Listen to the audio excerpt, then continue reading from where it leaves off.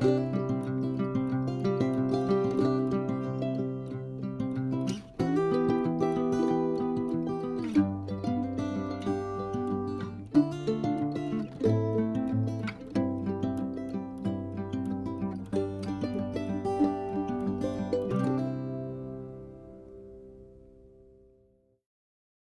is TC 2 days before the training session that you're about to see, and he wanted out of his enclosure. It's pretty common for him.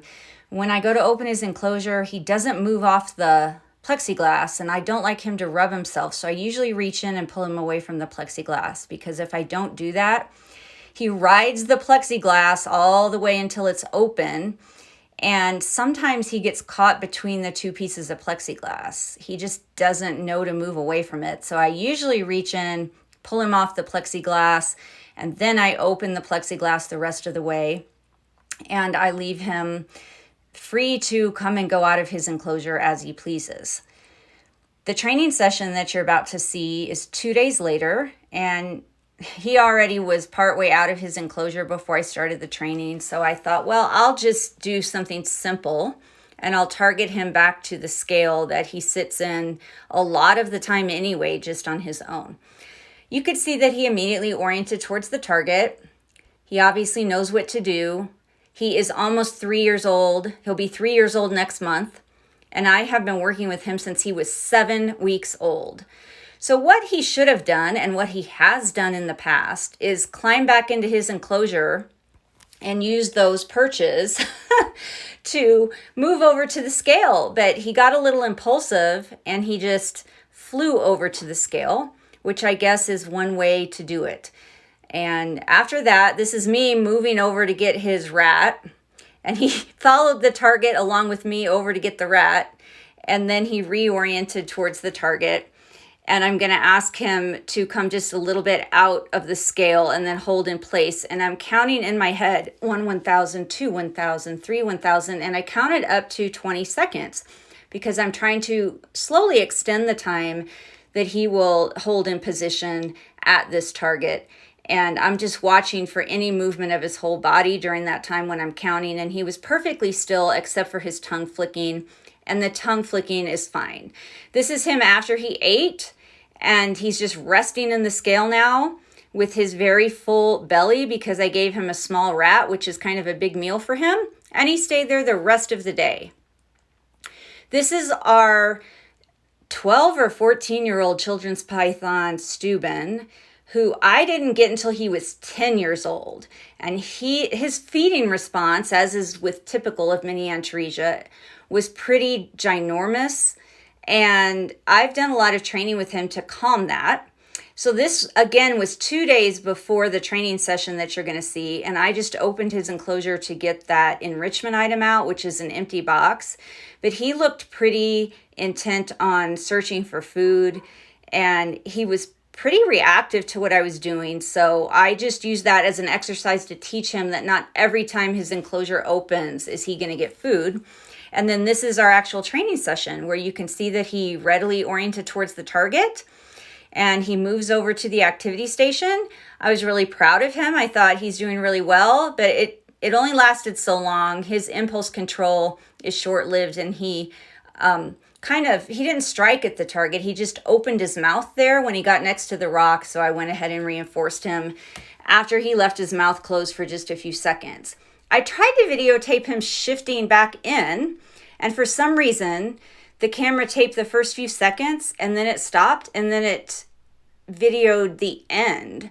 So you saw like a brief couple of seconds of him about to target in, and then him in. So I thought I would just do one more repetition where I have him target from the back of his enclosure, which is where he ended up, over his log towards the front again, so that you can see how well he does at following the target. He is very good at it. He just has to work sometimes on his patience and his impulse control. But just understand that he was already 10 years old when I started working with him. So he had a lot of history going on before he got here. This is Vashti, our false water cobra. She kind of put herself in brumation over the winter, and it's literally been over 4 months since she has trained or eaten. And I didn't know she'd remember her training. She spent all winter under her swimming pool, but she sure remembered, and she shifted herself right into the shift tub. Now, I had food waiting in there for her, and I targeted her towards the food, but she just didn't find it, so I ended up using the tongs to show her where her reinforcement was. She doesn't seem to hunt with chemoreception or tongue flicking, or even visually. She just kind of flails around until she runs into the food, and then she starts eating it, and she eats it very quickly, but she cooperated. I was happy she remembered her training, and that gave me an opportunity to clean her enclosure. This is Gungi. So we're going to go from fast to not as fast. Gungi's a royal python, and this is great for him. He had been out on an activity station, and I decided I was going to feed him while he was out. And this is him orienting towards the target. And you have to watch really closely, but I promise you, he is moving towards the target. And this is huge for him. This is a really big step. He's doing very well for him.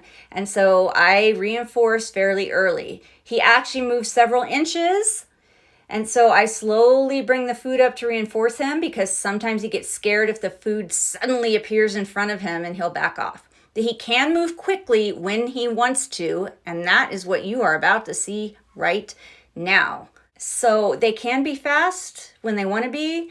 Most of my royals are just really, really cautious when they approach food and when they are making that decision to eat. Vaclarush, he's one of my Cornsnakes from Silent Hill Reptiles. I'm not sure where he is. He's somewhere in his enclosure. So I'm going to just take a... He was out earlier moving around. And of course, by the time I thawed out his food and got the equipment, I don't know where he is. So what I'm doing is just fishing. I'm just showing the target in front of a couple of his hides, and I'm seeing if he perceives it and comes out. Actually, I thought I saw the substrate move over here, and he likes to burrow, so I wonder if he's under this aspen. He's got a little tunnel going here. I'm just making a little noise and a little vibration so that he knows something's going on. And then I'm probably going to take a break and go train a different snake. And if he's hungry, he'll come out. He was out moving. Oh, there he is. Look. Oh my gosh, how cute is that? He's coming up from the substrate. Good boy, Vaclarush. I just saw this little tongue start to come up out of the aspen. That was adorable. That was super cute. Normal is somewhere in this activity tent. I know he's hungry because he just shed and he hasn't eaten in a little while. But I wasn't ready to feed him when he was out and about. And I'm just, again, going to fish for him and see if he responds to the target and comes up here towards the door. Actually, I think I see his tail back there. Normal, what are you doing? Oh, here he is. There he is. Now, this is a new target I'm trying with him. It's still the same color as his old target, but it's not his old target, so I'm curious how he does or doesn't respond to it. He's tongue flicking at it. He's curious about it. I'm going to go ahead and reinforce that, because if I'm going to start using this target with him, I want to make sure that I pair food with it. Good boy, Normal. This is Roberta Lincoln. She's one of my Cornsnakes. And I'm going to see if she can generalize the targeting behavior to this new target. She's kind of like, what is that? So you know what? Let's do an experiment. Let me go get her old target and see how quickly she responds to it. So I have her old target and I want to see if there's a big difference in reaction. Oh, yeah. I'd say there was a behavioral difference between the new target and her old target there. Okay. Yep. This is Castiel. He's my hypomelanistic stone-washed Morelia Bredl from inland reptile, Nick Mutton. And I'm going to see if he wants to shift down onto this activity station.